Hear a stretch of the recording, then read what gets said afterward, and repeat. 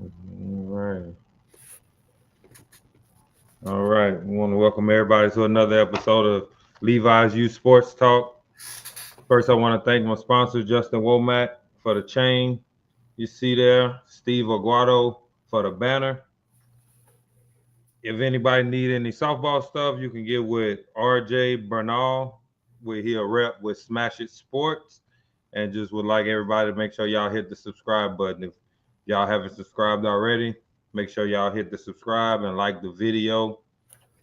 Today we have an NCAA umpire and also one of the best tournament directors out there. Want to welcome Chad Stears to the show. Appreciate you, my man. Thanks for the shout out, buddy. All right, man. We can start off with your, upbringing. Did you play any sports growing up, and how did you get into umpire? I did. So I played a little bit of baseball. That wasn't my main sport, but I actually, I'm not tall, but I'm a little stocky. So I was a strong safety for our football team, and we were pretty dang good, man. We Peyton Manning's last high school game was against us. We got 3 interceptions off of him. I was one of them. Hey, it was tipped at the line of scrimmage, but that don't matter. Interception to interception. INT. So yeah, we beat them. That was his senior season. So we put them out. But yeah, man, I went to this little bitty school out in Pride, Louisiana, way out in the country, and anyway, just some good old corn-fed boys, and we were pretty good, man. Played a little baseball. The umpire side kind of started with my dad. My dad was in the Louisiana Sports Hall of Fame for coaching. Anyway, passed away last May. But I think I was probably 10, and they were doing he had called the Louisiana Patriots. This is before all these franchises started. I mean, all these big organizations and stuff. And they had a inter-squad scrimmage, and he gave me a chest protector, some shin guards, and a mask, and said, "Go call balls and strikes." And man, that was the best thing I ever did. It was just so fun, and I caught on. And then I was that little kid with the indicators at all his tournaments and stuff behind the backstop, and did a little co-ed ball, and then just went to camps, clinics. I got into the SEC when I was 23, and the youngest person was like 39 at the time. Oh, wow. So kind of paved a new way there. I'm still technically probably on the younger side as most of the officials, but there's not a lot of them that are tenured longer than me right now. So I don't know. I enjoy it, man. It's just it's a lot. From February to June, I'm on a plane every weekend. I'm in Orlando right now. I was in Salt Lake City last week. I was at Northwestern in Illinois the week before that. I was in Michigan the week before that. I go to Seattle next week. I go to Ames, Iowa. So it's a lot, man. But I enjoy it. I enjoy the sport. Thank goodness I have a supporting family. Bless my wife. She knows this is my passion, and she's completely on board. I mean, they come with me when they want. They're coming to Seattle with me next week. I've got Washington and Nebraska next week. So they'll come out there, and we'll go a day early and go to downtown Seattle, kind of hang out. Then I'll take a red eye Sunday night. I land at 8:15 at my airport and walk into the office at 9 o'clock, man. So they're going to stay another couple days, spend my money. But hey, I never say no, man. That's right. I don't know what that word means when it comes to my wife. They put up with a lot. So definitely couldn't do this without them and that support for sure. Yeah. That's the same for me. I know I'll be giving mine heck once, especially on the podcast days. Oh, I give as you seen before we went live, I get it's like the time get close, and I'm like, man, I need to do this. The kids need this. The kids need this. I mean, she doing it most of it, but I could hear her. Then she pokes her face in. Hey, Chad. Yeah, she is doing most of it, but I do certain things now. Now she, like you said, she's real supportive of the podcast. When I first started, she thought I was crazy. Because she didn't know what it was. I didn't know what a podcast was. I just had started listening to them and decided that I can do this too, just like the rest of them. So And hey, it's been going real good ever since I started, man. Awesome, man. I got a lot of supporters out there, and I mean, a lot of them ask for these certain interviews. So there's certain people that I bother a lot. You was one of them. Anytime. Anytime. So man, I answer the phone anytime I can. I mean, I ain't gonna lie, man. I'm busy, man.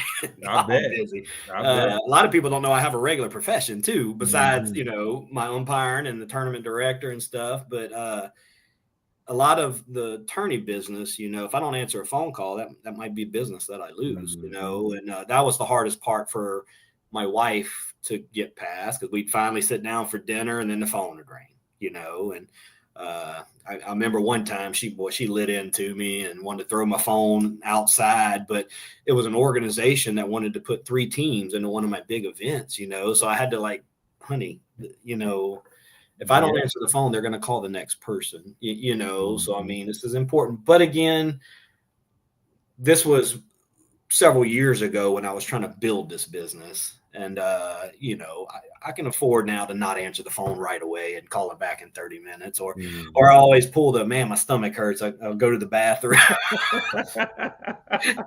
I'll go to the bathroom, boy, and I'll start checking them emails, sending texts. Hey, I'll call you in 20 minutes,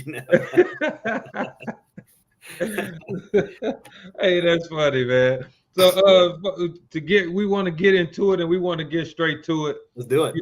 You had a crazy incident that probably happened. I don't remember exactly how many years ago, but you had a parrot that landed on you. Man, can you tell that story? Ironically enough, this is where I'm at right now. I'm at the University of Central Florida. I just got off the game. I had Oklahoma State and UCF a few hours ago. But yeah, so I was at Central Florida. It was a tournament, and games on ESPN. And man, next thing you know, these 2 parrots fly over the outfield wall, and they're just circling the field, just circle. So they're beautiful birds. Everybody's just watching them, and they're pretty low. They won't go above the wall, so we have to stop the game. And then you could tell they were getting tired. They just kept circling and circling. But one of them tried to land on the third base umpire. We had these beautiful electric blue shirts on. Well, he starts running away, and they circled one more time. And as silly as he looked, I was like, man, if they try to land on me, I'm going to bow up. I'm going to be a man. And I'll be dang. They made one more lap, and then you could just feel it behind me. And it literally just landed right on my shoulder. I'm the plate umpire. Unbelievable, man. If you have the bingo cards for crazy things that would happen in a game, unbelievable. And my wife and them are at Disney because they came. They see it on by the ESPN studio or whatever, and they're replaying it. And this is her first thought. Boy, he just likes all that attention. I was like, what was I supposed to do? She's like, only you that would happen to. But yeah, it was unbelievable. I don't think that'll ever happen again. But it went viral. Number 1 on ESPN's top plays. When I got back the next week at my office, CNN calls me, and they did a live interview they tracked down the owner of the birds. So these were actually somebody's birds that had went AWOL. And they put us on a split screen, and they were talking to us and stuff. And they played it in this particular newscast, plays at all the schools in the morning. And, just people all over the United States, man, were like, I know him. But yeah, it was cool. I had to come back to UCF later that year. And I ended up I've got a bunch of pictures meeting with the owner, and we officially met the birds and stuff. And man, it was just a cool experience, man.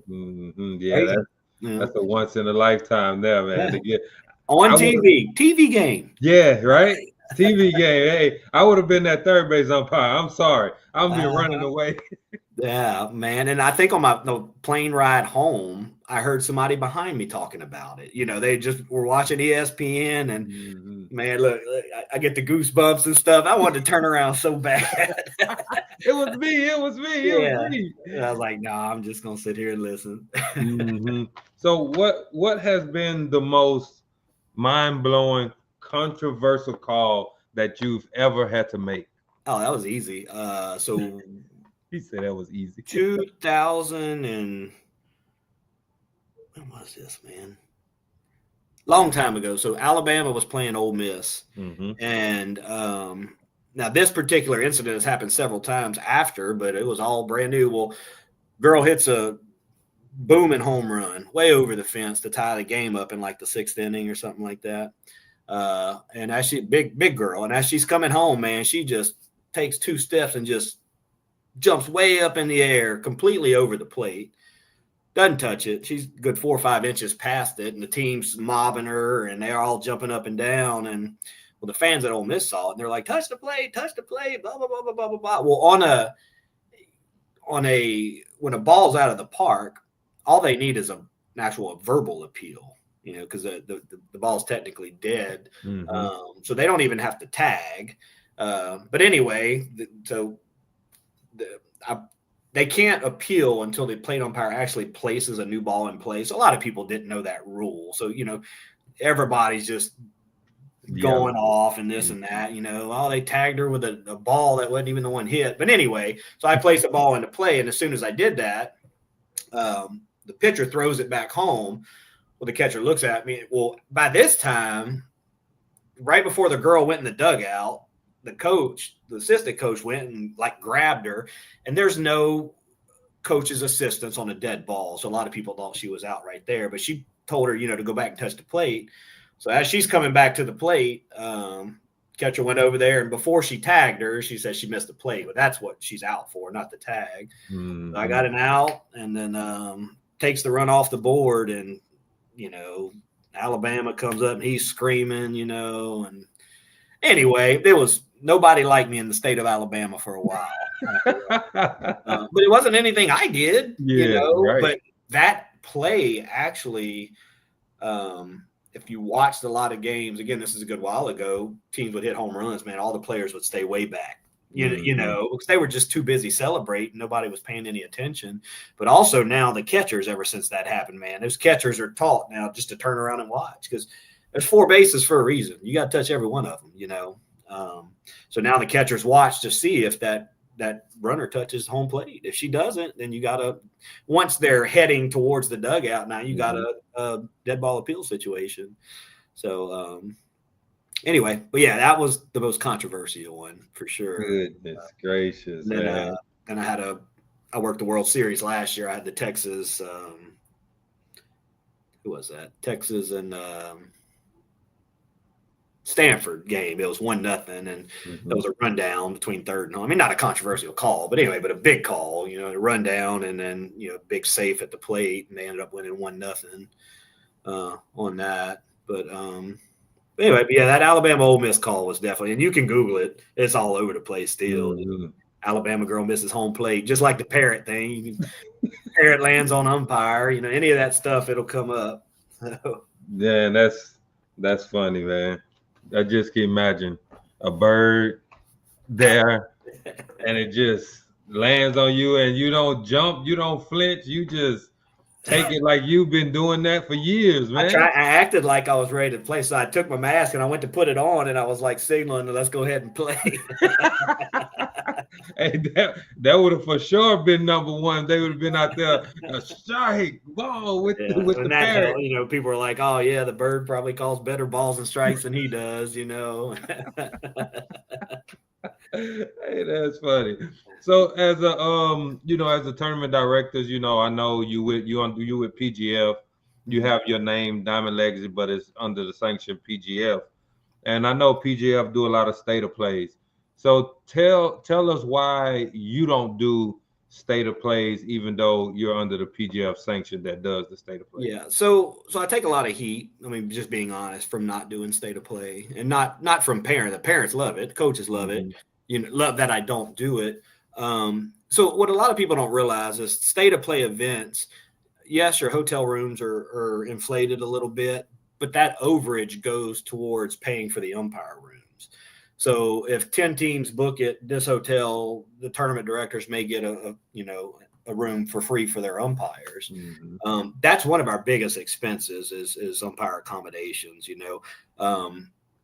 Some of the tournaments, and I know all of y'all have been involved in them, where it's a local tournament director, whatever, they'll use anybody to umpire those games because they don't want to pay for these hotel rooms or that, because it's a big expense. Mm-hmm. But it's a necessary expense, So anyway, so it's state of play, all these umpire rooms will get comped so that now the tournament director doesn't have to pay for the umpire rooms.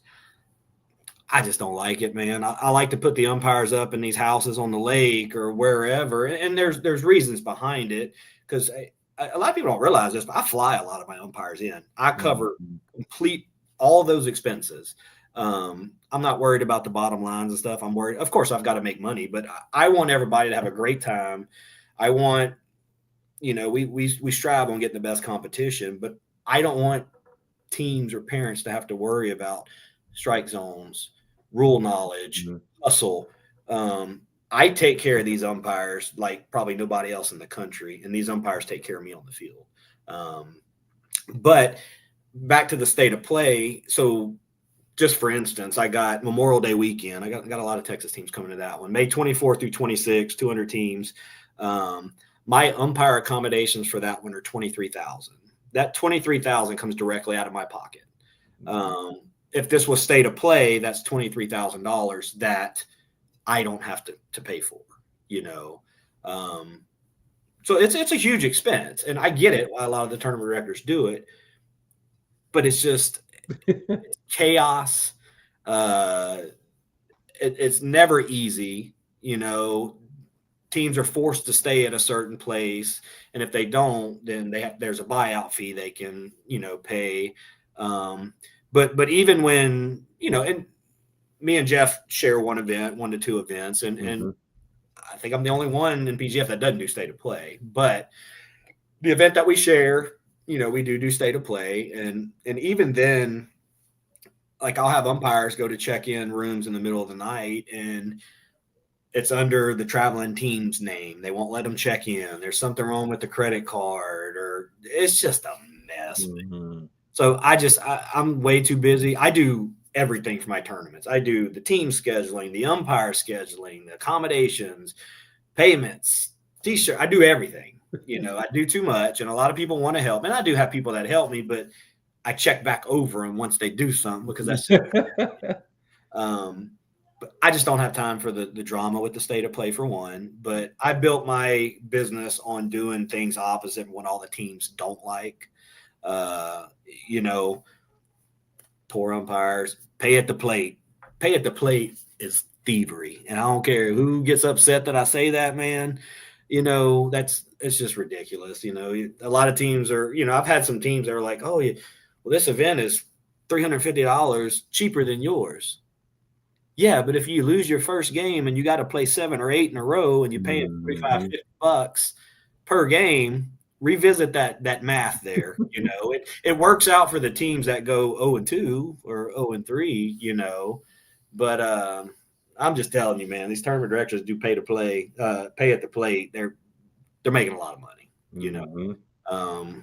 and that's just, again, we can't lose money, but too many people are losing focus on the real reason why we're doing this. It's for the kids. And look, I make money doing my tournaments. I got to, or I'll be divorced. Yeah, it's a business. But I promise you, I'm not making as much as some of these other guys, that I'm not going to name a name. Mm-hmm. I think there's 5 letters in the sanction. But anyway, but if you're going to do stuff like this, spend the dang money to put out a good product there. You can't expect to have the best competition on the field and not have umpires or communication to match it.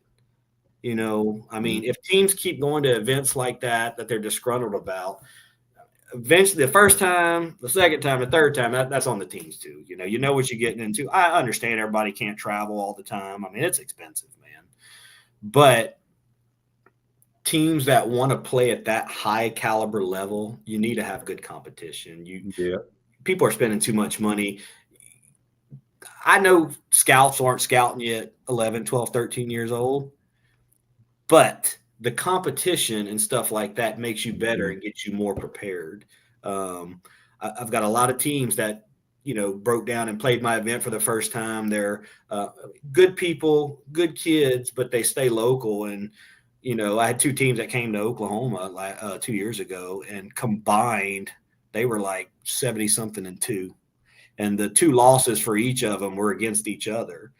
They come out there, they went, I think they went 0-2 in pool, 0-2 in pool. One team went 1-2 in bracket. The other team went 0-2. And the one win, they ended up falling in the losers bracket together and played each other. So it was just an eye-opening experience for them. And the coach had all the players together. It was a Texas team. The coach had all the players together, and he was like, "This is where we want to be. We want to belong there. We're not getting better staying local and beating up on the same teams with the goals that they had for their players and for their organization." So, I know I went way off on a tangent on that. No, it's fine. It's fine.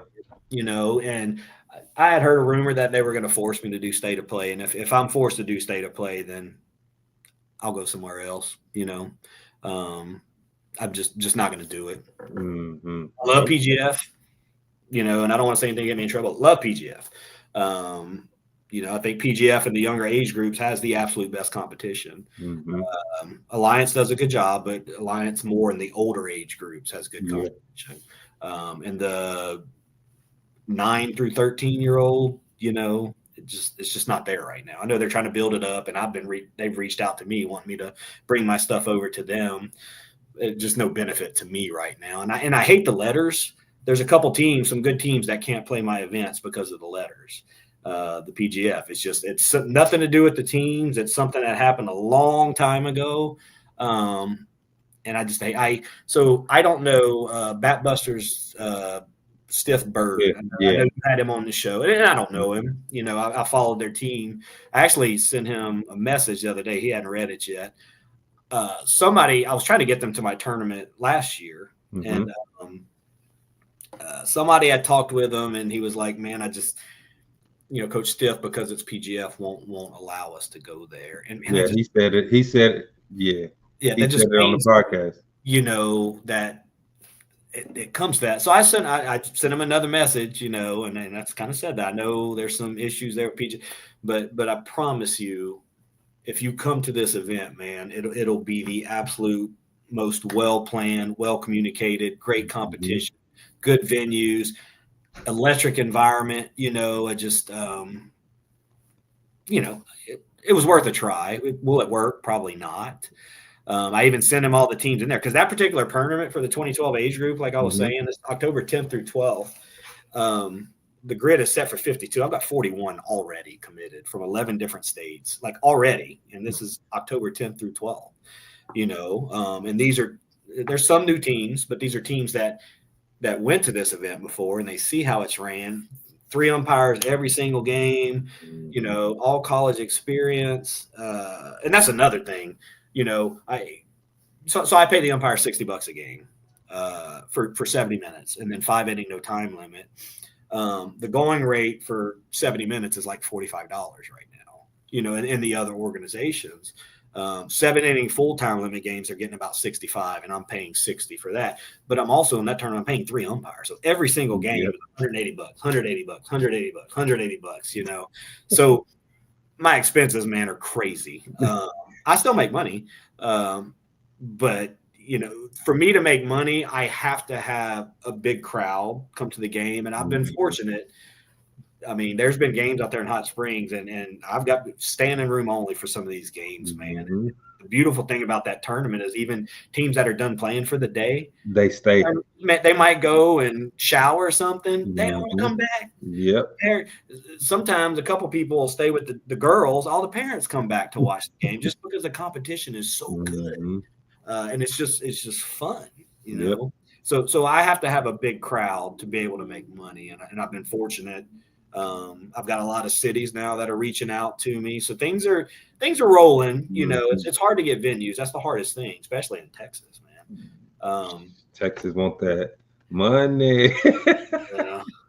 But I've got cities now reaching out to me wanting, because most of the teams that play my events, probably 90%, have to get hotel rooms and eat at your restaurant and all that stuff. So these cities are seeing this big revenue boom on when I'm in town. So now they're reaching out to me. What can we do to bring one of your events here? And that was one of my goals. You know, I don't want to have to beg umpires to work for me, and I don't want to have to just work so hard to get these events. Now I'm able to kind of pick and choose. Those Hot Springs tournaments, my umpires are already full, and I'll have a waiting list for umpires. Whereas a lot of these tournaments, up until a few days before, they're just looking for bodies. I'm fortunate to not have that problem. But again, I take care of a man so well. And in return, they take care of me on the field. And they work those games, I'm telling you, like they're working the World Series or a Division I series. We pregame before, they postgame afterwards, because those umpires are out there also to get better. They're not out there to just get paid. Right. And then with me watching the games too, it's almost like going to a clinic and not having to pay to go to a clinic, because my opinion in the NCAA world means a lot. So they still got to do it themselves and put out a good product on the field, but me dropping a name to somebody does a lot of good right now. So anyway, so it's a good deal. I think the Hot Springs, when I had just as many I had umpires from 15, 16 states that were out there. There was one game that was a regional and super regional Division I crew on the field, calling a 12-year-old game. And they were busting their tails too, So it's fun, and I can't do the 3 umpires every event. I do that for the Hot Springs events because that's one of the things that built that event. But those events fill my other events too. Yeah. So, that's what I always tell people. I'm like, man, we in Houston, they have like a certain sanction of umpires, and I mean they're getting a whole lot better. I remember when this sanction first came around. Oh my goodness, it was now that you see those same umpires that you saw when they first started coming around, and they've gotten a whole lot better.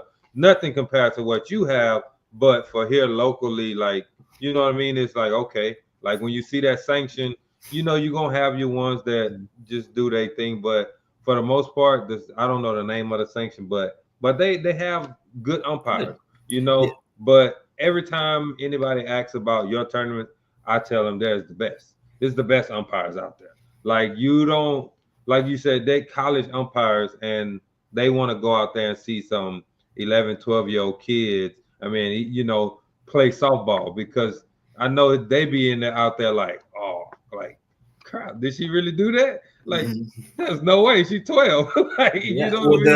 So the 10U Diamond State Invitational last year, we had, I think it was 51 teams, something like that. 10-year-olds from double-digit states, but and I told the umpires, these aren't kids learning how to play ball. I mean, these kids are good, and I promise you, during and after that event, these umpires come off saying that was the most fun that they've ever had, because I mean, you got parents on their knees biting their nails, on these walk-off games or 1-1, tie games and stuff like that. And it was so fun for the umpires. And they're also getting a lot of 3. So I use some of the umpires. So I'll have some seasoned vet umpires, and then I'll have some that are getting their foot in the door in the college world. They're getting college games, but they're trying to make that next step. Well, a lot of the JUCOs and Division III and stuff like that only use 2 umpires. Well, so they can come to my event in Hot Springs and get 16, 17 3-man games, during a 3-day weekend. So they're also gaining really valuable experience that can help them, try to get to that next level as well, and their umpire goals. So it's a win-win for everybody, Yeah. The umpires get good experience. The teams get very well called, officiated games. And again, don't get me wrong, somebody's gonna get mad somewhere here or there on a strike or a bang. Oh yeah, they're human. But what I can guarantee you, there will never be a misinterpretation of a rule. There will never be a lack of hustle in my tournaments. There's going to be a lot of consistency, but these umpires are also going to be professional and approachable too.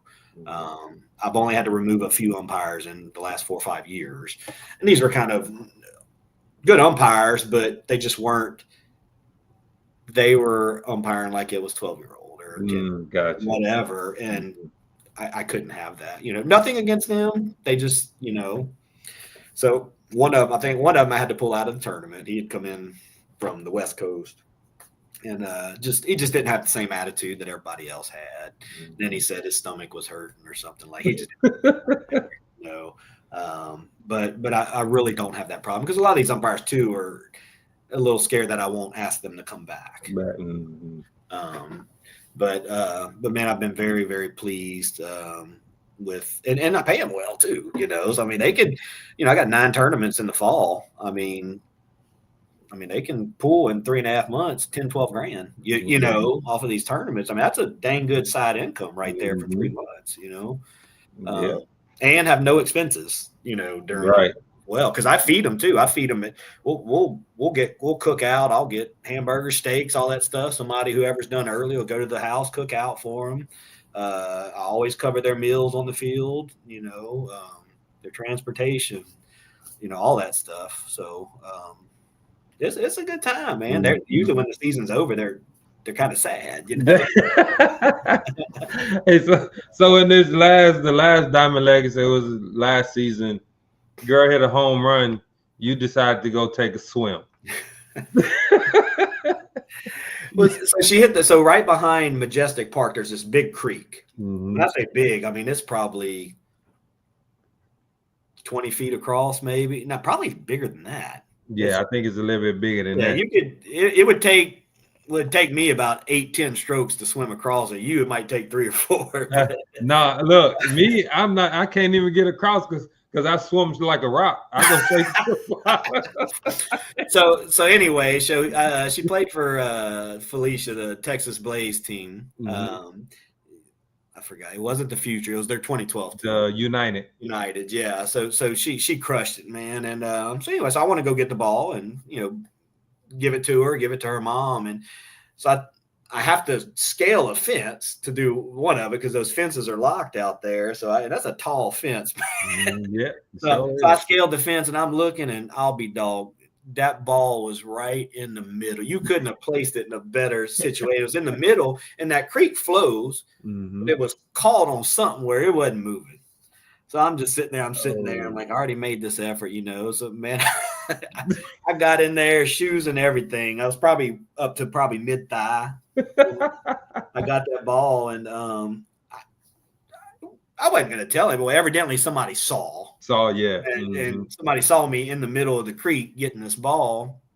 And so I finally got it, and then jumped the fence again, and I ran and gave it to her. So it was pretty good. I wasn't doing it for attention or anything like that. I wanted, that was a monster shot, man. Yeah. And then monster shot. So I give her the ball and stuff like that. She hits another damn one into the creek. Same kid. It's another one into the creek. Like, well, I already started this precedent, so let me go do it again. But luckily, this one wasn't stuck, so it was flowing. So I kept going further down the creek, and I was able to kind of fish it out.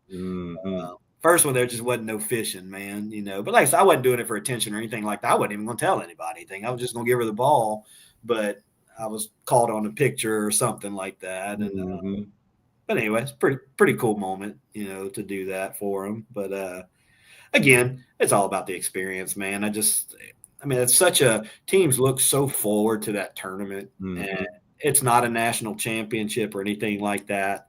It's better than a championship, man. I'm just telling you, you win that tournament. Yeah, that's your national championship right there. And I make sure these trophies that I get for that one are these custom made diamonds just for my events. I got a company to design them and stuff. And anyway, pretty cool, man. Those glass diamonds like that. But it's, I know some people that's been coming for years, man. And the parents feel the same way. Like, man, we hope we get it this year. We hope we bring that diamond home this year. And, Mr. Glenn out from Louisiana, Glenn Clark, good dude, and poor thing, he wants to. He wants his daughter to win that tournament. Yeah. Man, he wants it so bad. they lost out the last couple of years, and like he just don't talk for like 3 days. He's so depressed. But it's again, it's just the event. The parents have fun, the siblings have fun, the players have fun, the coaches have fun. It's a big commitment because it's 3 full days. I don't have a choice. It's got to be 3 full days, and sometimes we start on a Thursday evening, a few little spotlight games. Just to showcase the kids. I'll bring in live PA announcers. I'll pay for live stream. And a lot of the teams that are there able to get there on Thursday evening come to the game. We had 2 years ago, probably 350 people surrounding this field watching a game. And I mean, the experience for these kids was just, it was so good. But I just love seeing the smiles, and every time a team loses out of that tournament, you can just tell it just takes everything out of them. They look forward to it all year. But yeah, man, I shed a lot of tears out there for that tournament for sure. Just watching kids cry or being proud, the team that won it and stuff like that. There was a team, American Freedom from South Texas. They had came out there a couple years ago. And they had to fundraise probably 6-8 months just to be able to afford to come there. And they raised the money. They came out there, man, and these kids played so well. They ended up making it all the way to the championship. We had an if game that year, and they played Katie Cave's team, Impact Gold, in the championship. Katie goes like 0-3 in pool somehow. 0-3 in pool, I would have lost my house on that one. And I'll never forget. So they're the 4 seed in their pool, and this team, the pool that they matched up with, I think it was the Texas Angels. Good people, and man, they played so well in their pool. They won their pool, and he's like, "You gotta be shitting me, right? We win our pool, and this is who we play in the first game." And I'm like, dude, you matched up against the 4-seeded team in that pool, and it just happened to be them. And they played them well, and then Katie's team ended up coming all the way through. But the American Freedom team, they beat them like 1-0 in the first game. Then we had the if game, and they just ran out of gas.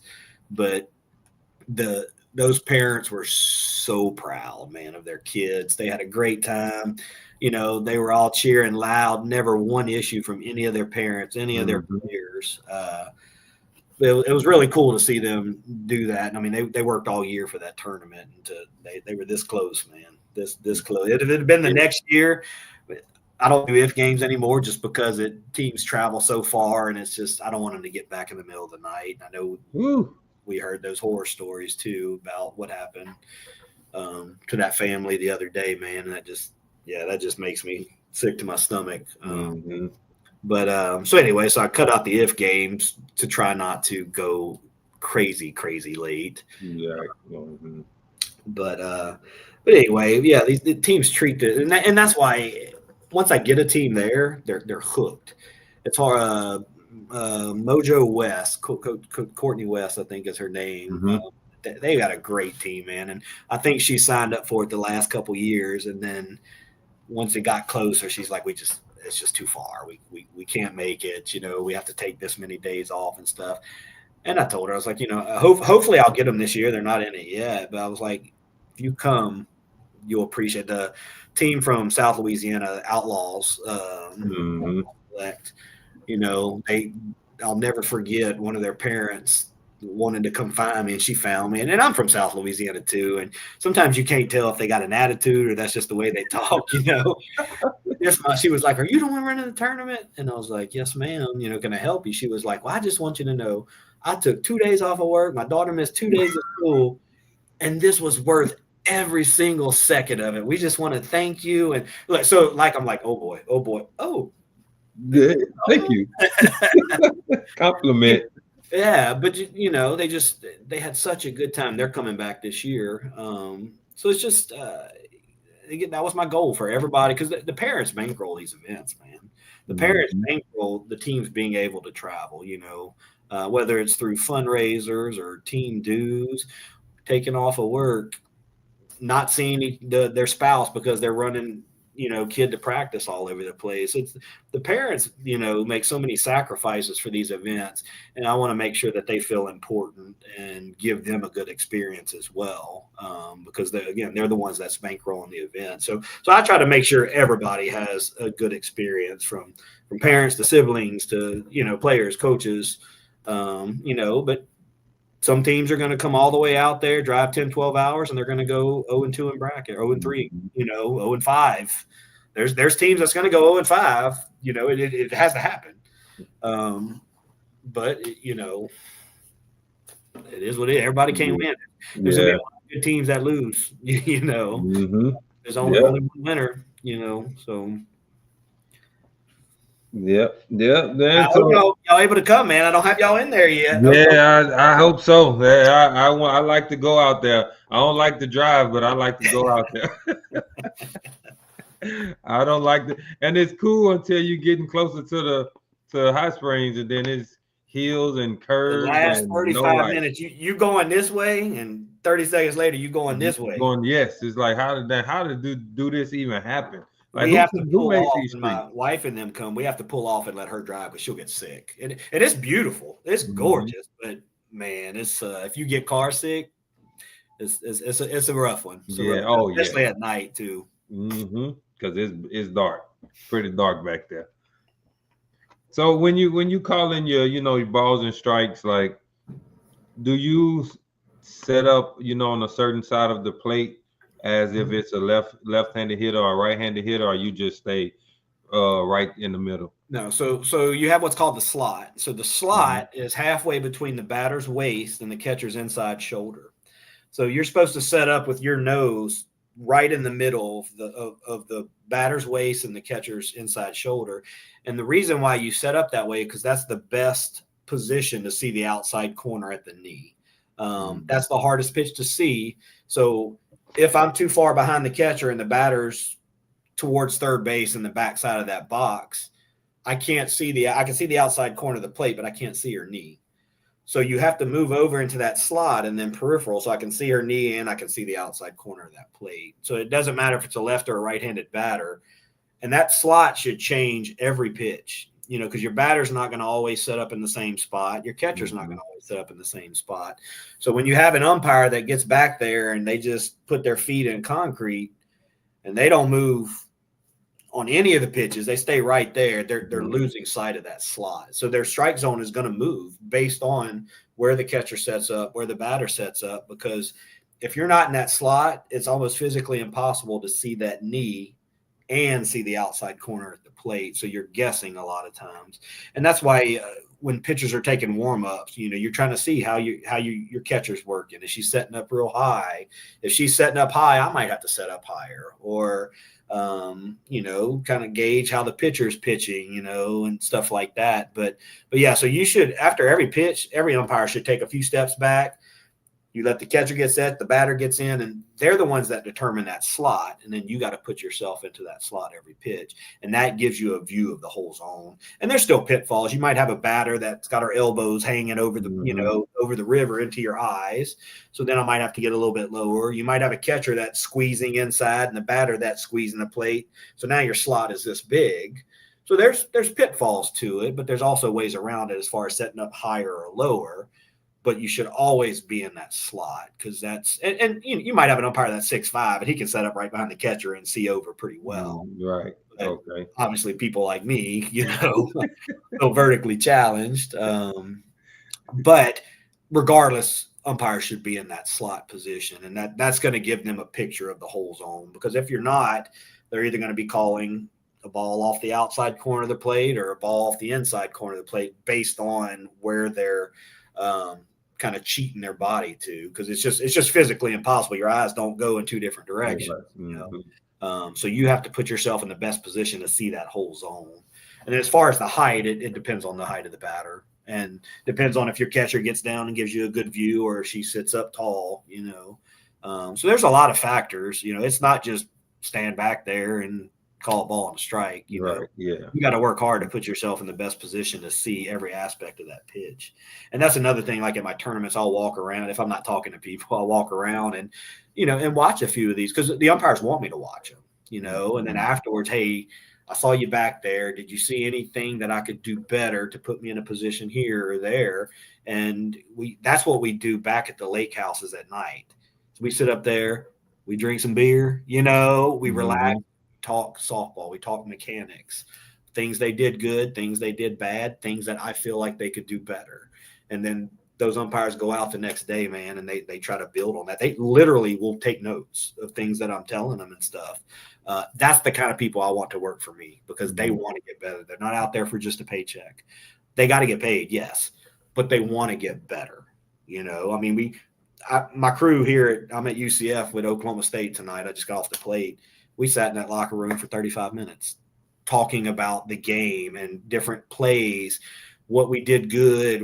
We could have got a better angle on something, you know, and then what we'll do after I get off this call with you, we use what's called DD Sport. So I can take the game that I just officiated. Every play is tagged, and there's there's 8 cameras. So I check swing, for instance. Coach, I called a check swing against Central Florida. Coach went nuts. Anyway, I take that check swing on this play. I can see it from every different angle. From her view, definitely didn't look like she went. But when you looked at it from over the top of the plate, that bat was parallel over the plate. And if that ball hits that bat, it's going straight to the pitcher. That's an attempt. So these different camera angle pitches, I can take every pitch and look at it from 6 to 8 different cameras. So I can see what tendencies I had, what I need to work on. So there's a lot of tools to our use now to make us better. And so after I get off the phone with you, or this call with you, I'm going to spend the next 2 hours watching every pitch of my game, you know, and good umpires know there was a pitch in the 7th inning. I think might've been a little bit high. I'm going to go back and, you know, I can, if I feel like I missed 7 pitches, I can probably tell you every pitch, who was batting, what inning it was. You know, that's how keyed in we have to be to the game, because we care about it too. You know, we want to get better. We don't want to miss any pitches, but I don't know anybody that has a perfect. I think there was a Major League Baseball umpire that called a perfect game. That's the only person I think in the history of sports, as far as track pitches, that's called a perfect game. The key is consistency, but you want to be consistently accurate as well, not just, you know, if I'm calling a ball off the plate on the outside corner every time a strike, teams and pitchers will get used to it, but that's not a strike.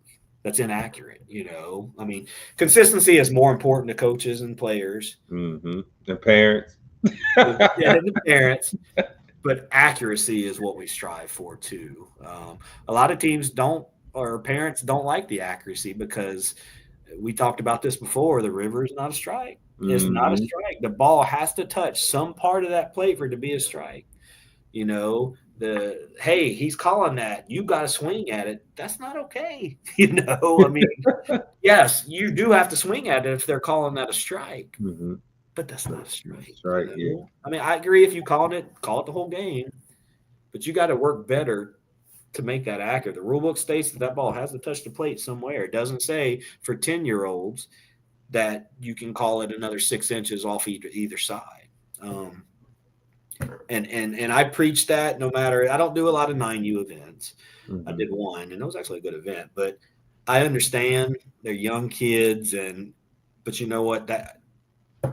What is that teaching them at 10 years old?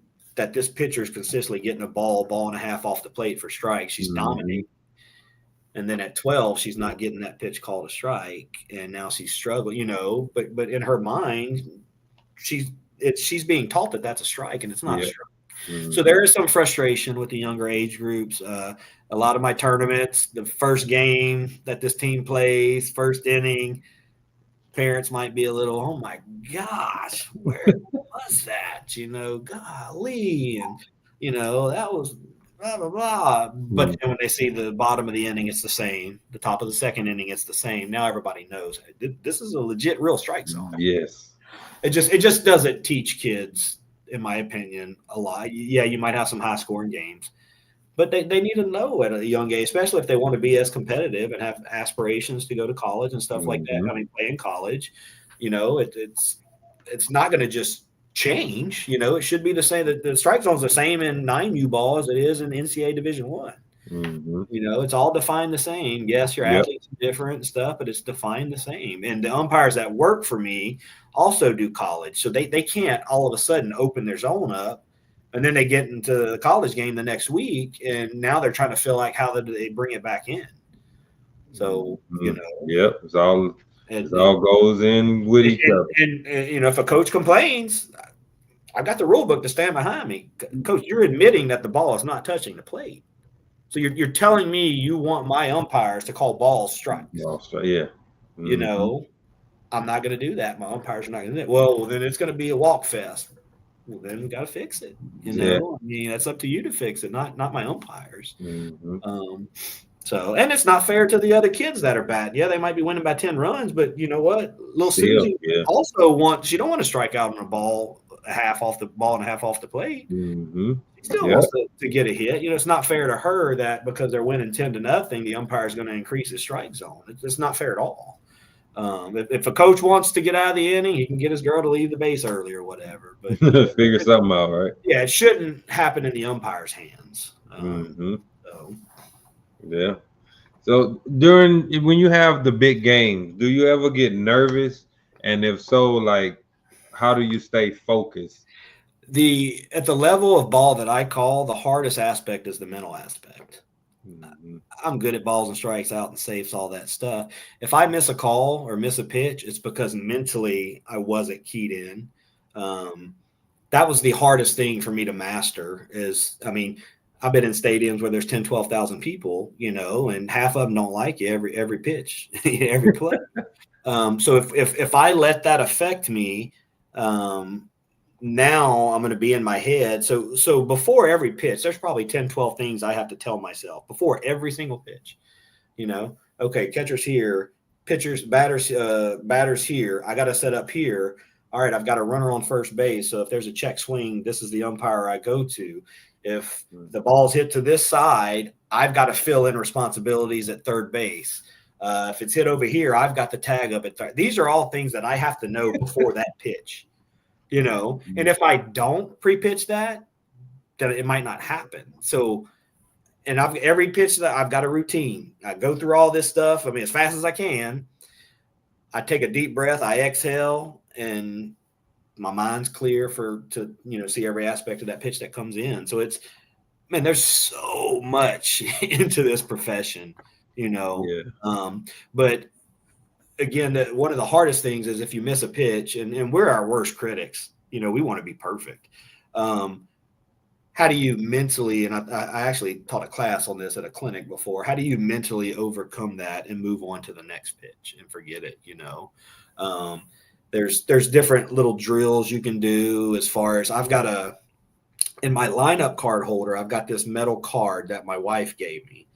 And it says, you know, we're proud of you. When I say I love you, I don't say it out of habit. I say it because I mean it, you know. But so that's my go-to. So you might see, I have some people ask, what did you look in your lineup for? There was no substitutions or whatever. I'm reading that statement from my wife. And that clears my head, man. That's what works for me. Some people focus on a stable object. Maybe it's a sign on the outfield fence that they can look at that. It's not going to move, and they have a little saying or whatever works for them to clear their head, you know. But if a coach hollers at you, like today, the check swing, coach didn't like it. She's 4 or 5 steps out of the box trying to get my attention. I don't pay her no attention. You know, I get down, I do my pre-pitch prep. That next pitch comes in borderline, boom, you know, and I've moved on already. You know, I didn't give that attention, but if I did give that attention, then again, I'm taking away from my pre-pitch preparation. And there's stuff that I do. I mean, if they get out of line, I've got to address it and warn them. Right. But then it's over. I got to still have time to reset myself and, you know, do all the pre-pitch. But it's tough when you want to be perfect. I've seen umpires. I was with one a couple of weeks ago that, you know, she missed a call and we went to replay. We changed it, and you could just see her whole body language change. And for the next 2 or 3 innings, it was all over the place. That was because she couldn't mentally get over that, you know. So that's what we sat in the locker room for 30 minutes after the game on. What can you do to overcome that, because we're going to miss pitches. You know, we're human. It's going to happen. Mm-hmm. We don't want to miss the next pitch and the next pitch because we're pissed off at 2 pitches before, you know. So what can mentally, as a crew, what can I do to help you get over that? What can you do to help yourself to get over that? And they have to have the will and the desire to figure that out too, right. You know. So the mental aspect is tough, man, especially when you got, you know, how would you feel if you're at your job and you got 5,000 people just screaming at you? You're terrible, horrible. Go back to blue school. Blah, blah, blah, blah. Or me, stand up so you can see the ball, you know. And I want to turn around to these people and be like, you think I hadn't heard that before? Come on, man. Give me something better, you know. So like, you know, at the younger age group, you know, the parents like to yell, you know, stuff. Most of the time is, you know, it's good stuff. It's not really, you know, bad things. But how is it at the college games? I know I'm pretty sure the things that you just said is some of the things that you've been told before. But like, how is it, and what's too far for you for a parent or a coach? So we don't really address parents in the college game. There's administration in place. So all I would do is just point them out or go to the side. Hey, person up here in the red shirt is starting to get personal. They're drawing too much attention. I need you to go handle that. Mm-hmm. So they'll go and address it with them and then kind of give them a warning. If they get out of hand, they're going to remove them. And then it might be removing for the whole weekend, where this person might have flew in to watch their kids, you know. But the funny part is when, like, you know, like I said, you got several thousand people up there and then one person screams out something so ridiculous that they couldn't be more wrong on the rule, you know. And it's like, I wonder if he's like, I wonder why nobody laughed or nobody else said anything or whatever, you know. It's just, but again, we can't address anything. Like if I give any attention to a fan or a parent, they got me. You know, okay. I can't let them think. I won't even look at them, you know, because if you just keep doing your job and doing a good job, they're going to stop, you know, because it's not doing them any good. Mm-hmm. But it's very different than the travel ball tournaments where your parents are sitting right up against the fence, you know. So there's a little less. I would say wiggle room on the travel tournaments if they're starting to bring a lot of attention to themselves, being vulgar, being personal with the umpires. You know, they're fans. They're going to say some stuff, but once they get personal with the umpires, I don't put up with that at all. That's just not okay. Yeah.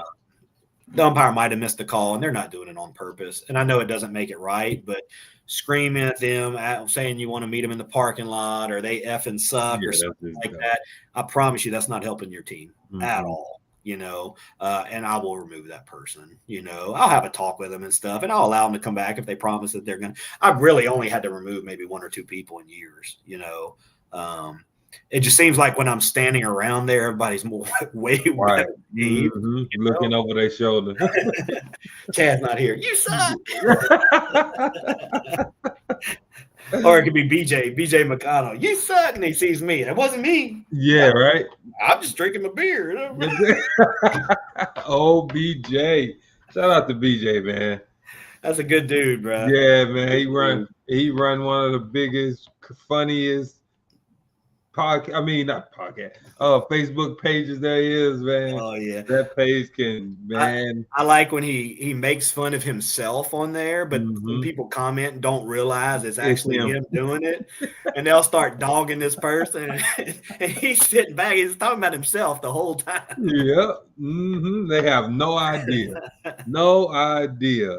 So when it's all said and done, you're done umpiring and you're done running your tournaments, what do you want your legacy to be once you're done doing? Are you talking about like finish? I thought you were talking about in a year, so I'm trying to think. I'm like, no, completely finished. I think January is the only month where I don't have anything. Finish, completely done. Give it up. It's family time now. What do you want your legacy to be in both being an umpire and being a tournament director? I definitely want to have contributed to the betterment of the game and the betterment of the profession for umpiring. I've got a lot of respect in the umpire community, and you know, when I'm out there on the field, the amount of people that are watching online or streaming to watch me just to pick up something on mechanics or movement, anything like that. I worked with a guy last week in Utah, a very good umpire, and he told me, he goes, man, I've learned so much from you. I've only worked with a guy like twice. And he was like, I've learned so much from you over the years. And I was like, well, Brett, we've only worked together like twice. He was like, Chad, I'll watch you almost every week. He pulls up my games, and he was like, their crew will pull up your games and just watch you and watch how you handle situations and stuff like that. But yeah, I definitely, I'm mentor to a lot of younger umpires. I really don't want to be done with this stuff, man. I enjoy it so much, but eventually it's not going to be fair to my family, So I have an older son. He's 25. I raised by myself since he was 6 months old. A lot of people don't realize that either. And then me and Tiffany have our 3-year-old. So with as much as I travel, I miss so much with my 25-year-old. I had a nanny that would take him to practices and this and that, because I'm in the medical field too. So I was on call 24/7. He had a good life, but I missed out on so much, and luckily with all my professions, my wife gets to stay home. So we have a 3-year-old. She does everything with him, but I don't want to miss all that stuff, So I have to make a decision. The tournament directing is something that I feel like I can do for at least the next 20 years. I love it, man. I'm passionate about it. I feel like I'm really good at it. A lot of the umpires depend on me and rely on me to employ them. And a lot of the younger age groups need these competitive events to get better and good experiences. And so I feel like that's something that I can do for a while. The umpiring part at the level that I do, I would say 4 to 5 years, maybe tops I have left in me. But that's when I might do a few more events in the spring, because I only do a few in the spring because I'm gone much, and most of my umpires are gone. But I'll probably do a few more events. But man, I'm gonna enjoy that family as much as I can. I'm gonna go to T-ball games, and my wife might not want me to be there because I'll mess with her routine. Like, I took a couple days off, and like I'm at home, and she was like, "You're driving me nuts. When do you go back to work? When do you?" Because she's so used to that routine, and here I am. I got a heart big as the world. And I'm like, what the hell? Wait a minute. I went home. I was supposed to take myself to the airport, but I was able to finish work a little early. So I surprise her at home. I show up at home, and I'm like, hey, got to be at the airport in 20 minutes because we live pretty close. You want to take me to the airport and then we can talk? And she was like, no. She goes, I got floors to mop. And I was just like, I was so hurt. Like, you telling me you'd rather mop floors than have a 15-minute ride to the airport just to talk to your husband, And she was like, well, if I don't mop the floors now and I take you to the airport, now I got to go pick Grayson up from school. He needs my attention. Now our floors aren't being mopped, And I'm like, golly. But it's just that she's in that routine, she's so used to it,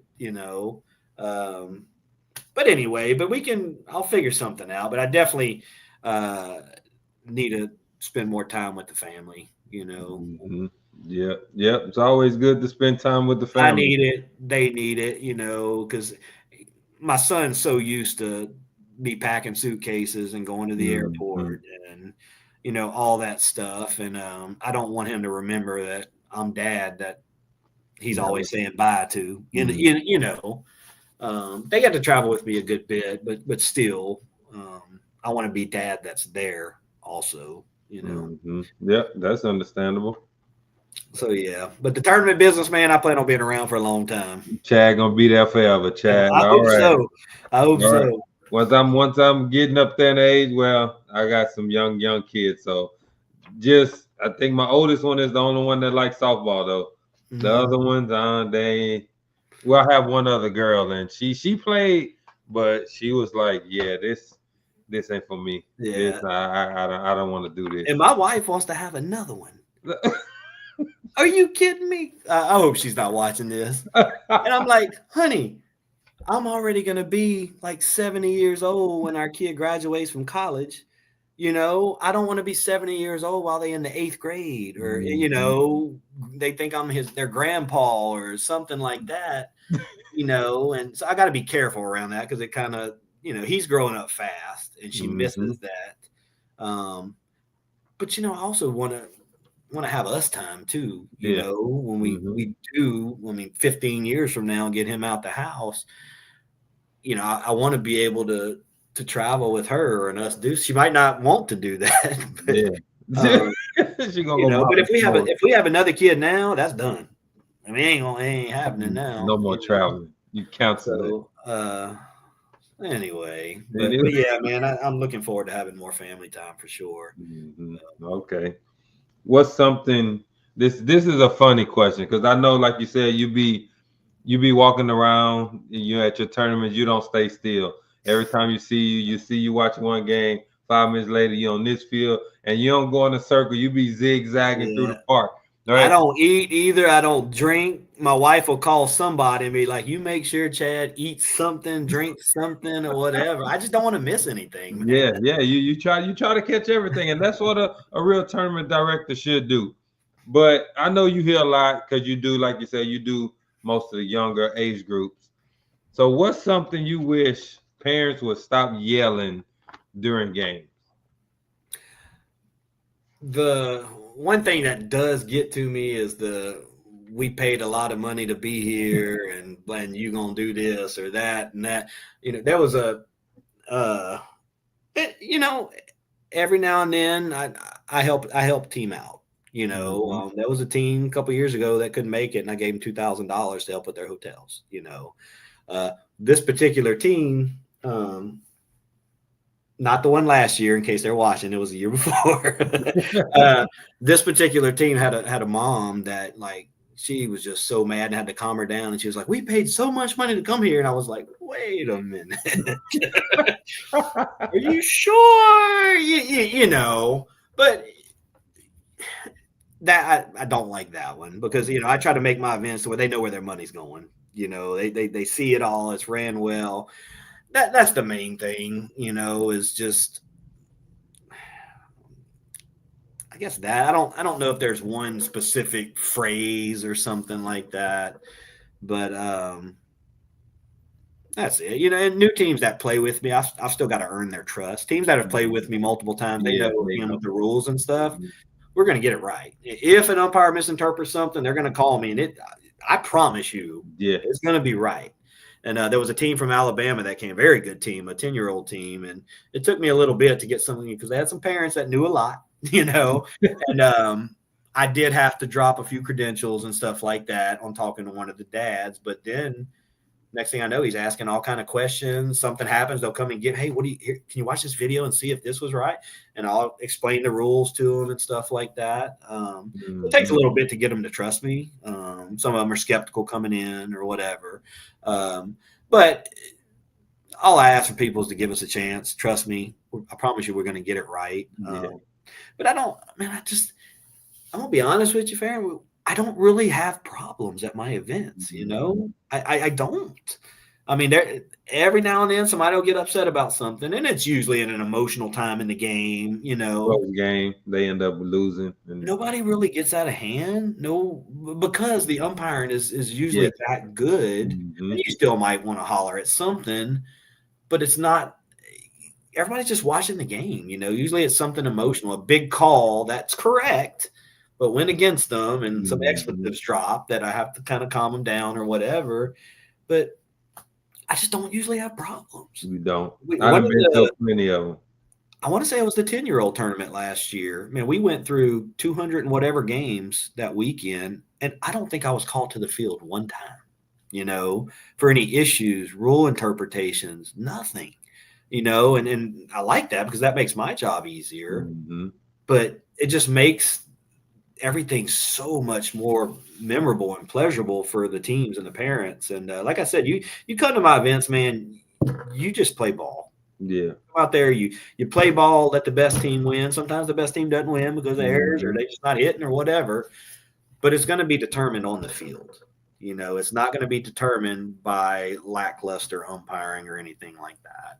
And that's what makes the events. One of the things that makes the event so good is the competition really is on display there and nothing else. It's just the competition, and I love I mean, I do mock brackets. I do, I'll go back and rewatch some of the games on live stream. I enjoy it that much.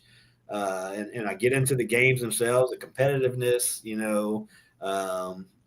but I also love how many friends that we make in this profession. Man, I've got so many friends and stuff. And I started my events with the 2011 age group. So that age group is very special to me, and they're aging out. So I usually don't do 14U at that Diamond State Invitational, but I did add one this year because I had so many teams like, wait, what the heck, man? We look forward to this every year.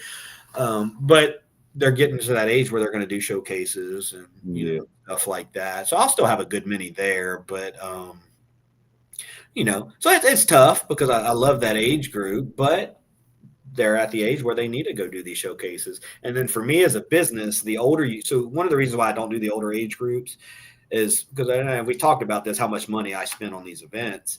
The older age groups don't bring in the money. All their siblings, their aunts and uncles, their grandparents. A lot of them drive themselves to the field, So I can't spend the amount of money that I do on these events and not have a decent crowd.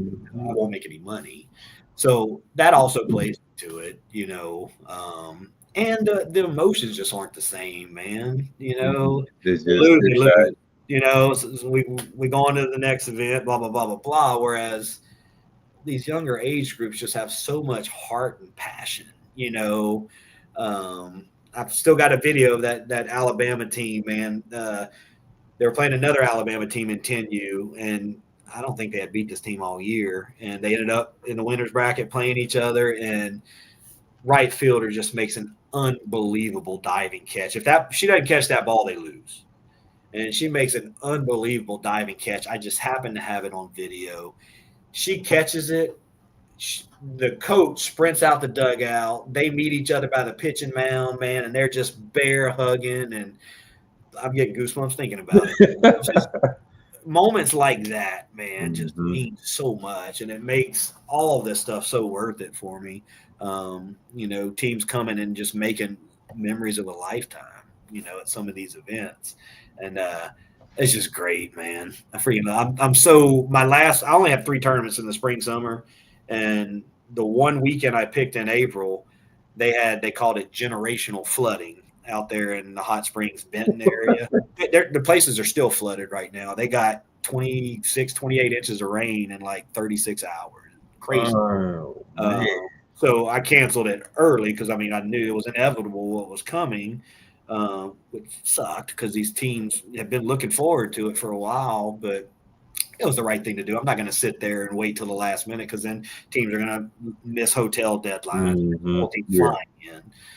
So I made the right thing. I lose a lot of money when I cancel events because I don't get a lot of these expenses back. So I think I lost probably $9-10,000, but that's the nature of the business, man, unfortunately. But yeah, the one weekend I picked gets washed, So, but I've got 2 more in the spring, summer, but I'm itching so bad to be out there, in the environment, the atmosphere and stuff like that, man. So I can't wait till May. I've got that tournament in Northwest Arkansas.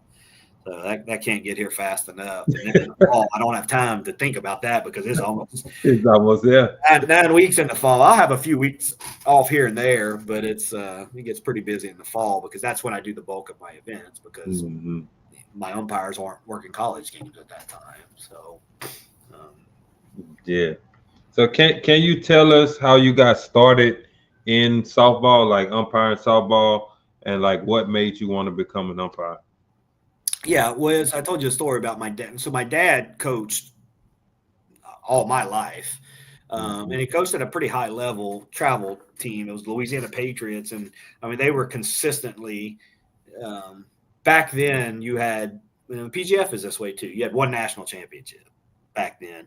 You had to win. You had to place in state. The top 6 teams, I think, in state went to regionals, and then the top 2 teams in regionals went to nationals. So it was a big deal when you got there. It's not like that anymore on most of these organizations. There's 36 national championships in one organization, and I might be lowballing that. Probably. But anyway, so we were, all summer we were on the road, traveling all over the country. And I told you I worked that inter squad scrimmage for him, just calling balls and strikes, man, it just took off for me. I really enjoyed it. And the sport's been part of my life since I was born. So I started doing some co-ed ball, by my school, and all our friends and stuff would play co-ed ball. I started umpiring it, and then I went to my first clinic, and I worked hard. I was the little young kid on the block doing it, but then after a few years, I'm giving clinics that all these older guys are coming to, guys and girls, just because of how hard I worked and how fast I caught on to the game. But I studied, and I watched so much film, of my games, and I watch film on other teams that I'm going to umpire just to look at tendencies and stuff like that, So like I said, some people do this for a living, I don't, but it's a lot of work, man. But you have to be passionate about it. You can't do it just for the money. We make good money.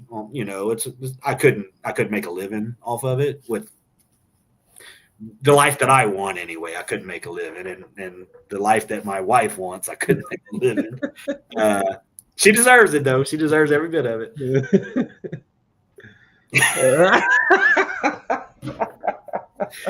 Can I tell you a quick story real quick? Yeah, go ahead. What's going on? So I had this ice cream gift card. So my mother-in-law, somebody gave me for Christmas. So I got my polo shirts I have to wear for all my college games and stuff before the game. We have to dress up, and we get seen for 5 minutes before we change. But there was this men's store next door, and I was like, let me go look in here and see what it is. So man, beautiful polos, and they measure you and all this stuff. There's no price tags anywhere. And so I try this on. I'm like, man, this is great. What other colors you got? So he showed me this other color. It's like, you know what? I'll take that one too. So we go to the register. Farron, these shirts were $245 a piece. What? Oh no! Look, he's already ready to ring them up and stuff like that, and I'm just like, how do I get out of this? And I'm like, it's too late. It's too late. So anyway, I buy the shirts. They steam them for you there, and then he tells me, look, these shirts need to be hand washed. You can't dry them. Okay. I'm like, oh, my wife's gonna love this. So anyway, I don't lie to my wife ever. Okay. I might try to withhold some information from her, but I get home and, I hurry up and I put these shirts in my closet. They still got the paper on them and stuff. And then I walk in the kitchen, and she could just tell. She's like, what'd you do? I don't even know what you're talking about. What did you do? What did you do? And I was like, well, I told you I was going to get ice cream. There was this store, blah, blah, blah. Well, she immediately pulls up the credit card statement. And she's like, how much did you buy? And I was like, I got a couple shirts. You better be more than a couple. How many's a couple? I was like, 2. But anyway, so she gave me heck on these shirts. Well, anyway, I'm out of town last week. I get home late. And bless her heart, I come home with a bunch of dirty clothes, nasty clothes, sweat and stuff. Supposedly, I'm supposed to separate these shirts out. She knows that you can't dry them. Well, I didn't separate them out. So I'm at work Monday. And she called and she goes, you're going to be mad, but it's not my fault. So she was like, I dried your shirts. My polo shirts? She goes, I dried them. It's your fault. You didn't say. I'm like, I'm sure they'll be fine. I get home, Farron. I put that shirt on. My belly button is showing. This is a shirt that I usually tuck in. It's above my belly button now. $490 worth of shirts. She dried them, supposedly on accident. And now my belly button is showing. I was so dang mad, man. Oh man. Anyway, so she's got a lot of making up to do, because she's a Christmas fanatic, and I broke one of her little Christmas decorations on accident, little porcelain deer. And man, she just lost her mind. I was like, honey, this is the same thing as that porcelain deer that I accidentally broke that you were so upset about. And she was like, Chad, that deer was $6. Big difference. Anyway, but and those are some nice shirts too, man. I sure the heck ain't going back though. Yeah, I bet for $490, they better have been some nice shirts. Yeah. So what's the journey like to becoming an NCAA umpire? Like, how did you start? Did you have to start doing high school games or the younger games to become a NCAA umpire, or like just explain that? Yeah, so at the level I do it, you get recruited just like athletes do. It's not just all of a sudden I'm going to be a Division I umpire. I mean, you literally get recruited. You have to get seen. There's a lot of word of mouth. There's a lot of camps and clinics that you have to go to. So the first conference I worked in was the Southland Conference. So it was one of the smallest Division I say smallest, lower level Division I conferences there is, one of them. But I would have to travel, and I would go 6-7 hours each way to make like $400. You know, that was something you had to do back then. You had to put that work in. But from those games, they would send out, they had a regional staff, you know, so somebody might show up at a game because they heard some good things, or because there was no TV back then. I mean, games just weren't on TV back then. Mm-hmm. So you had to have like a live feed from a school, or so most of everything was done in person as far as evaluating and stuff. And anyway, I was at Southeastern Louisiana, and the SEC coordinator had saw me there and invited me to a camp. Went to a camp, and then I got picked up on the staff. But even when you're on it, you're still getting evaluated. I mean, every game is being watched by at least 3 or 4 people in the NCAA. Or in the conference, and we get rated every year. There's no guarantee that, you know, next year is going to be there. We had our conference call the other, and I'm one of the crew chiefs, but we had our conference call the other day, and there's 10 or 12 that are going to have a talking to saying, hey, look, you're regressing. We're not pulling you, but you need to get better. You know, you've got to turn this around, because I mean, they got jobs too, you know. I mean, it's their job to put the best officials they can for their conference games. And then the NCAA evaluates these conference games all year to select for postseason assignments. So everybody's goal was to make the World Series, obviously. But only 10 umpires out of several thousand make that, you know. So most people work their whole career and don't even sniff the World Series. So that's a huge honor, you know, in itself, to be able to work at that level. But yeah, man, you get recruited weekly on that. You're required to go to camps every other year, even if you're one of the best umpires in the country, you know. So yeah, you gotta, it's not you're in and you're in for good. It's you're in and you have to keep yourself there. You know, nobody's going to help you. You got to keep yourself there. And then with TV now, I mean, every game's just about on TV. So yes, how they don't come as much in person, but they're watching on TV. And like I said, with that DV Sport thing, not only are they watching on TV, but they can look at my calls from 8 different cameras, my position from 8 different cameras, you know. And even if you're on commercial break, somebody's watching, you know. So I can't hands on hips or be chatting with coaches or, you know, all that stuff. So you're graded on the field, off the field, between innings, you know, all of that stuff. It's tough, man. And it's very, very competitive business too. You know, I mean, you got a lot of friends in this business, but you also got umpires that want to see you fail so that they can take your spot. So, you know, give them that opportunity. You know, I try to cheer for everybody. I mean, I've been doing it long enough and I've reached as high as you can go. I want to go back, but you got some, unfortunately, that cheer against their counterparts so that they can step in and take their place, you know. And that happens in a lot of professions. This one is just very, very competitive. So how do you just said you was a crew chief. Like, how do you become a crew chief? You get selected. So we have what's called the MUC. It's the Midwestern Umpire Consortium. It consists of the Big 10 and the Big 12. So there's 14 crews. There's 2 crew chiefs on each crew. So one of us 2 have to be working a Power 5 game every weekend, and then we select which part of our crew works each weekend. But we're also leaders, so I have a meeting every Monday to go over crazy plays that happen in the country or any updates, any rule changes, and then I have to have a meeting with my crew to go over this stuff as well. We have weekly film sessions that we have to look at. I get paid a little more per series because of the extra duties that I have. But we were looked at as leaders in the industry. And so our job is to lead our crew, but to build our crew up to where eventually they can take our place when we step aside. So. Okay. What is, other than a parrot, what has been your favorite memory on the field while you was umpiring? Yeah, working the World Series is just a dream come true. I've worked it a couple times now, and like I said, most people don't even sniff it. Right. But the first time I worked the World Series, I had a friend of mine said, "Hey, go out there before everybody gets there, before they open the stadium. Just walk in and just take it all in." And to be able to do that and just all of the time off from work, time away from family, all that work that you put in to see it finally come to a head and you make that. But last year was especially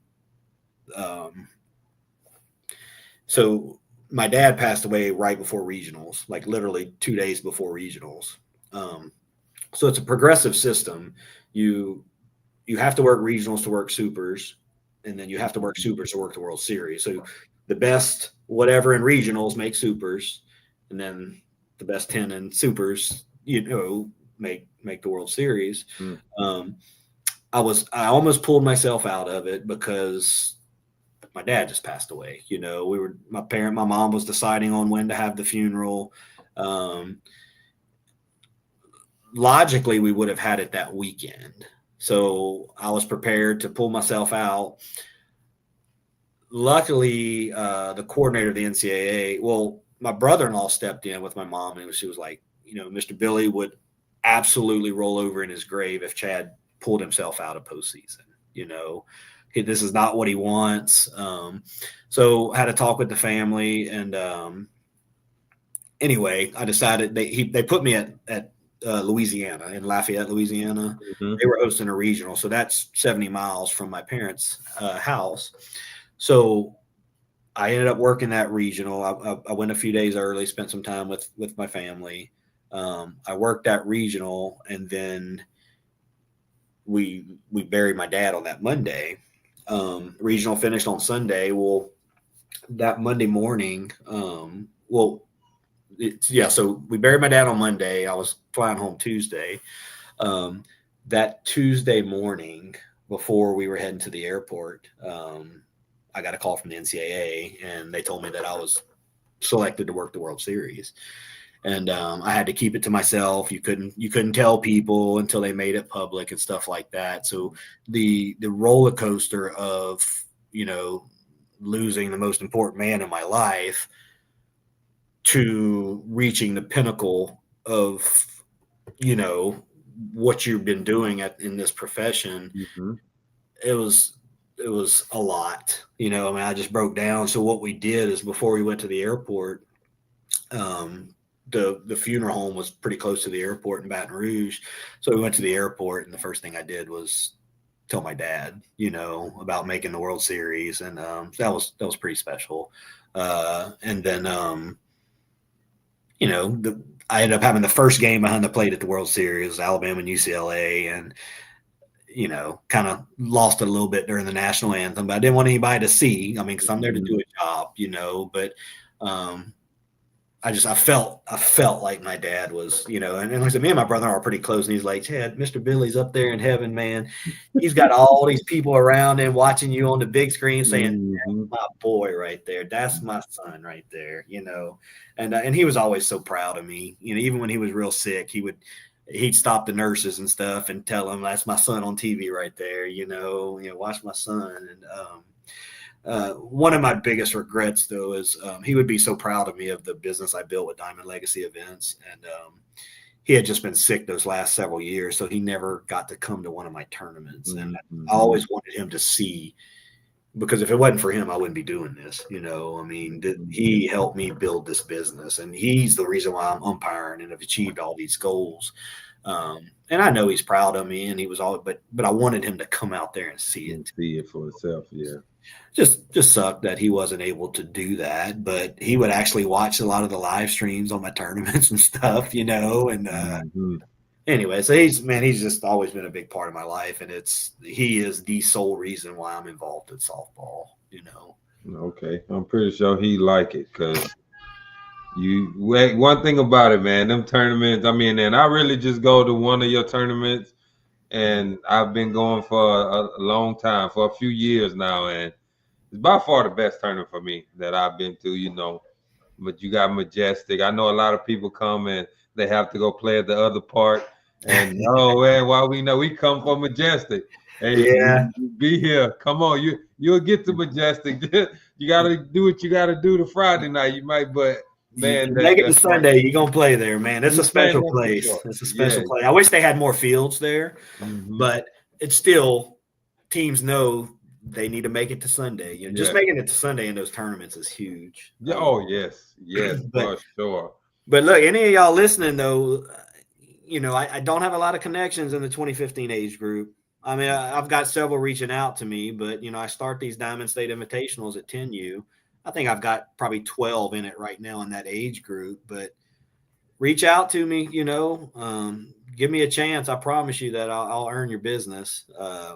But in some of these other teams, like I said, Bat Busters, Bird Stiff, man, I wish y'all would just be able to make the jump and come on out. I promise you it'll be the best experience that you'll have. But other teams that those tournaments fill up fast, but I'd love to get some more teams from out of state that hadn't made it yet. So if you're interested, reach out to me. I'll send you all the information.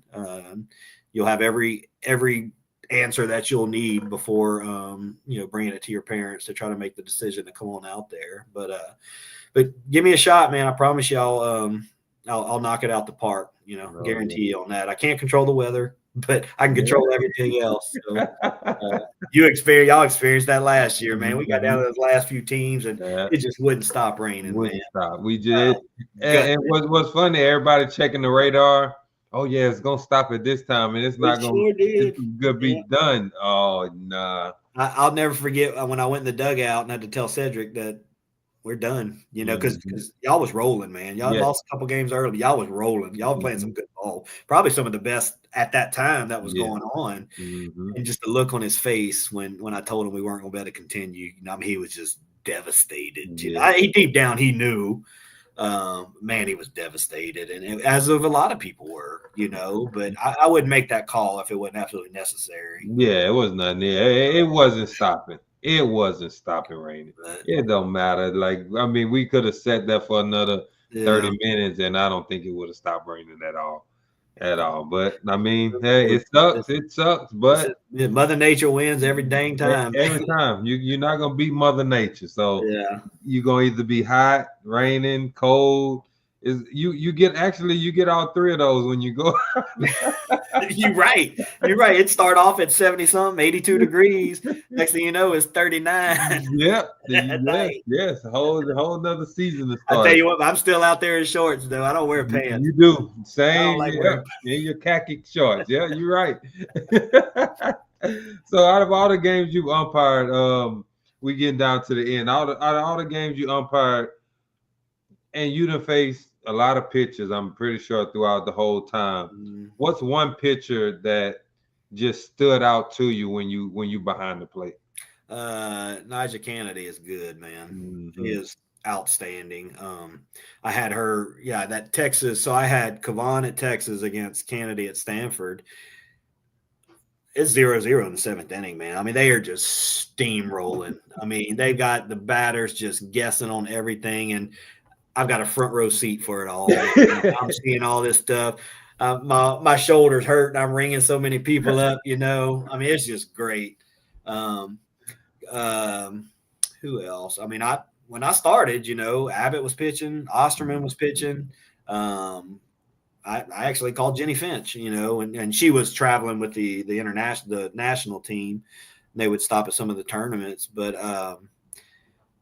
Abbott was good, man. Yeah, he was good. Like just the velocity that she had.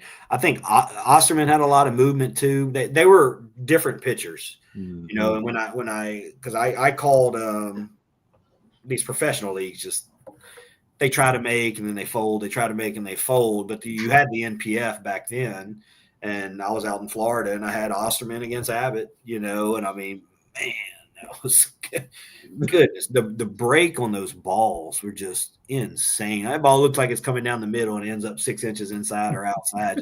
I already had my mind made up. It's calling a strike, and then the catcher reaches out to catch it. I'm like, oh gosh. But man, they're good. But I had Kennedy at Baylor earlier this year too. She doesn't get tired. Like it was like she gets better as the game goes on. Her velocity never goes down. Kavan, man, she just has so much movement, and she can change her speed so well. And it's like she keeps these batters so off balance. It's like a game, within a game. When they think they know what's coming, it's just the opposite. But I think the pitching is getting better. We're starting to see a lot better pitching, some standout pitchers. I had Ruby Malin at Oklahoma State today. She's good too. But yeah, man, there's a lot of good pitchers. But I think right now Kennedy's the best pitcher in the game. Kavan is a close second. There's several other good ones out there, but consistently at the top of their game is Kennedy and Kavan.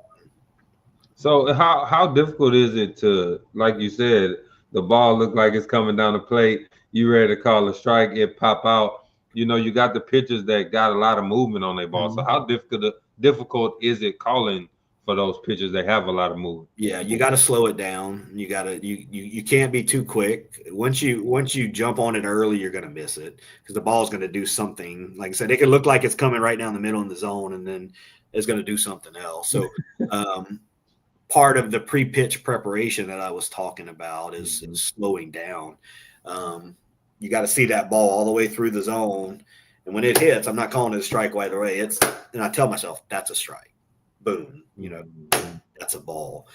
That little bitty statement gives my brain time to confirm that was a strike or a ball that I saw.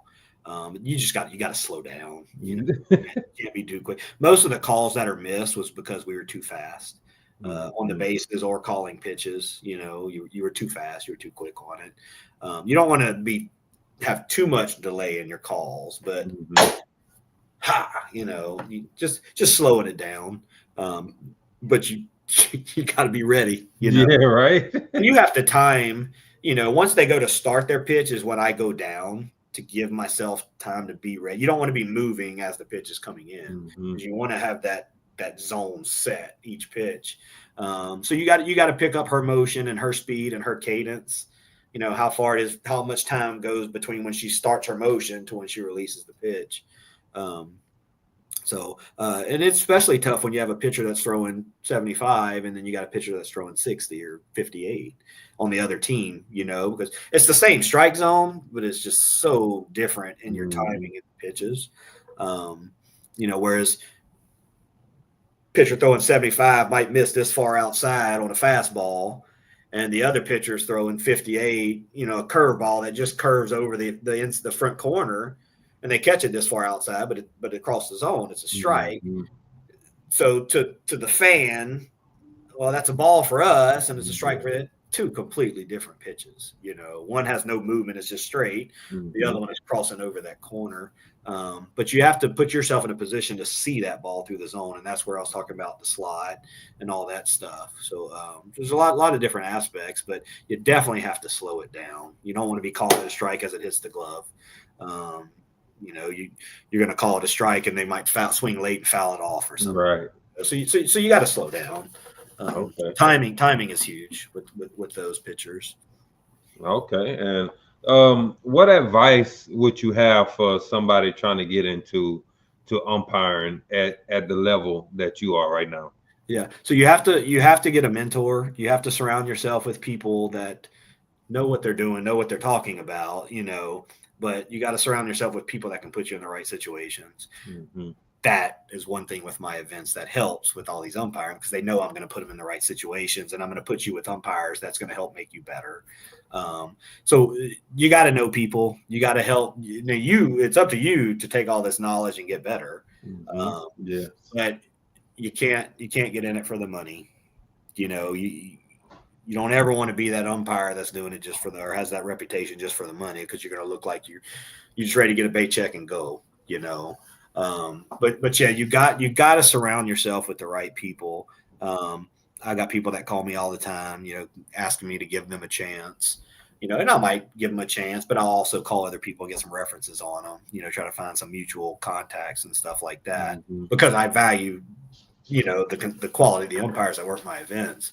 But yeah, man, just, you got to be passionate about the sport. You got to study. You got to learn the rule book. You got to learn the mechanics. There's a case book with all kind of crazy plays that you need to learn. Because the last thing you want is a coach to question something and you don't know the rule, or you can't quote the rule or whatever. That's one quick way to lose confidence in coaches. But yeah, surround yourself with the right people. If you don't know those, there's people you can contact to put you in contact with somebody else like me, or because somebody from California could call me, and I can put them in contact with some of my contacts in California. So I can put you in touch with the right people. But yeah, so okay. Knowing what you know now about the umpiring and about being the tournament director, what's something you would have done differently from when you first started?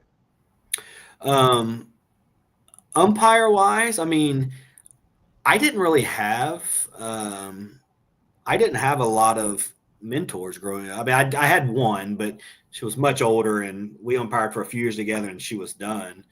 But so I had to work really hard to get to where I'm at.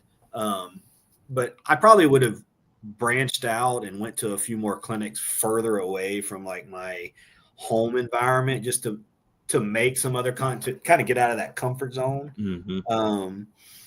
But as far as the tournament directing side, you run the best ones out there. I worked with a guy that just wasn't very good. He wasn't doing it for the right reasons, and that's honestly how I learned what not to do. And then this guy's like on the run now, because I saw it coming. He stole some tournament money and took off and stuff. But oh wow. I separated myself before that happened. But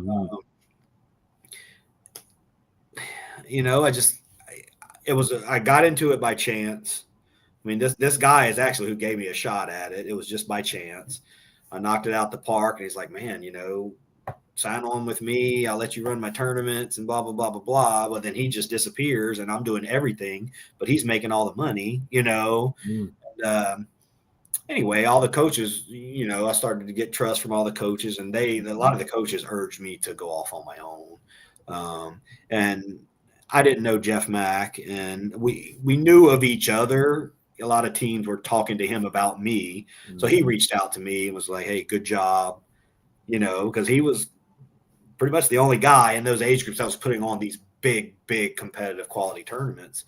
And then all of a sudden I'm doing it too. So anyway, so we kind of befriended each other, and he kind of helped me break away from this other guy, onto my own. Got me connected with PGF. So I can't say I wish I would have done that earlier, because again, it was by chance. I had to kind of learn from mistakes to get to where I'm at now. But I don't know, man. Things are going good. I don't know much of. I mean, I wish I would have started earlier, but this wasn't even in the cards. Me tournament directing wasn't even in the cards. Again, it was just by chance. And then coach was like, dude, you do a great job. You need to start doing more. And so teams are starting to play for me instead of the organization that I was with. And anyway, they encouraged me to break off on my own, and teams followed, So they want me to do more, but I one, I'm not going to do a ton to saturate, to just, I don't want to do stuff every weekend or all year long. I want to do 4 or 5 here, 6 or 7 there, and things that there's teams that build their schedules around a lot of my events now.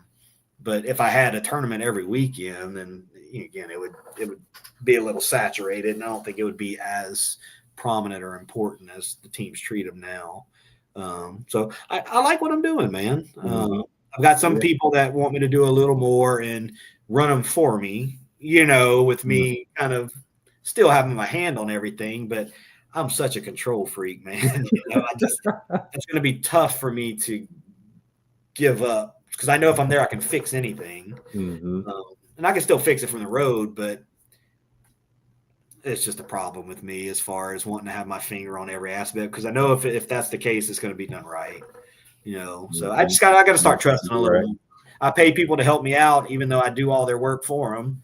Not that they don't want to do it. It's just, they all the time, Chad, you're paying me. Let me do what you're paying me for. So anyway, we'll see what the next few years have in store, because the more I let them do, the more time I can spend with my family too. So yeah.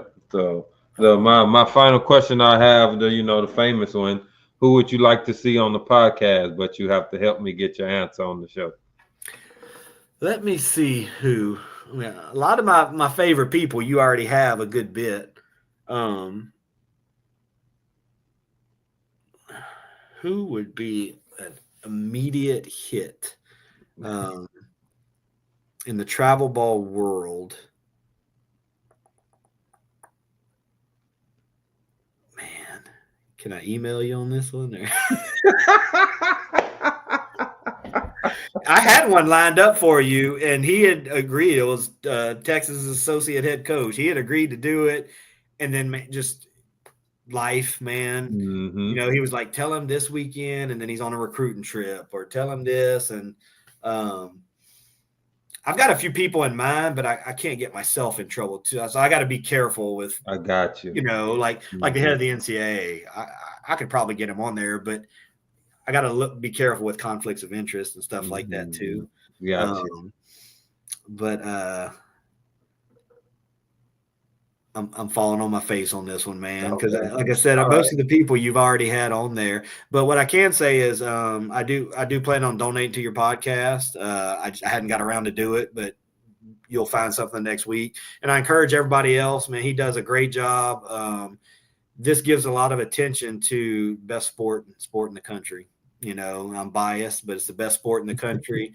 He gives a lot of attention to your daughters, your coaches, and he's taking time away from his family as well, and he's not getting paid for it. So I encourage everybody, whether it's $5, $15, $100, whatever, donate to this man, and he's going to keep this up. And it's just, you're doing a great job, man. Thank you for what you do for the sport.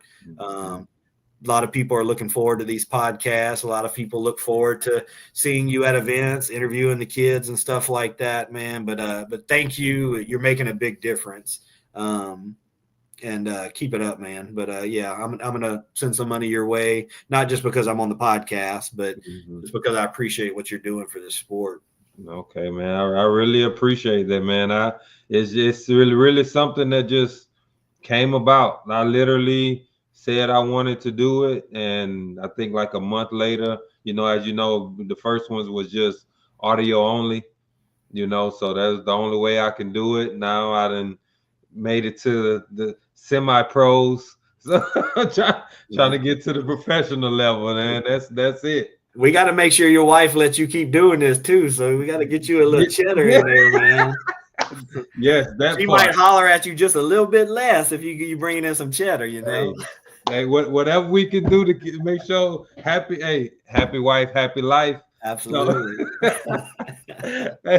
All right, Chad, man. I really appreciate it, man. It's always good, talking to you, hear the stories of everything that you had going on with the umpiring, with the Diamond Legacy event tournaments, man. So again, I really appreciate you for giving me your time and being on the podcast. Oh, you bet. I'll be on ESPNU tomorrow night at 7 Eastern. I'll be at third base. So if anybody's bored and there's no tournaments going on or whatever, drink a beer and give me a little shout out. Yeah, they drink beer and watch you walk around, so they might as well drink beer and watch you on TV. Or a Coke Zero or whatever it is, you know. Sprite Zero, it's regular Sprite, whatever. Just drink something, right? Yeah.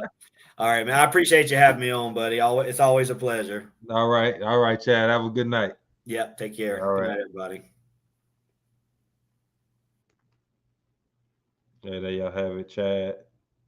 You know, I want to thank my sponsors again. Make sure y'all subscribe to the channel. Need them subscribers to go up, so just tell a friend to tell a friend. Also, my wife is a travel agent. Babe, come. She's a travel agent now. So if anybody have any bookings or anything that they want to go and travel, y'all can save yourself a hassle. Just give her y'all information and she can get everything y'all need booked. Again, she's a travel agent now. So y'all make sure y'all get with her. And that's it. Everybody have a good night.